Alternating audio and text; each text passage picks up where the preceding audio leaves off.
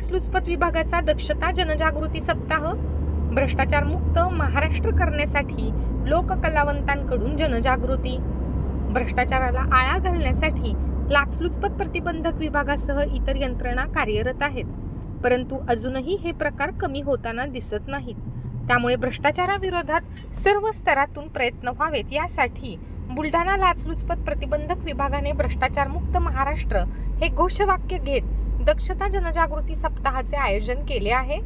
27 October ते 2 नोव्हेंबरच्या दरम्यान आयोजित करण्यात आला आहे। या दरम्यान लोककलावंतांच्या माध्यमातून शहरासह ग्रामीण भागात जनजागृती केली जात आहे।